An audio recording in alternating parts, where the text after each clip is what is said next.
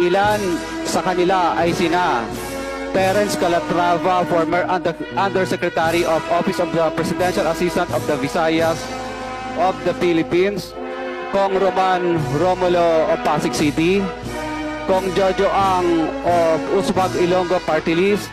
Congressman Patrick Michael Vargas of Quezon City, Kong Juan Carlos Arjo Aitayde of Quezon City, Nicanor Nicky Briones of Agap Party List,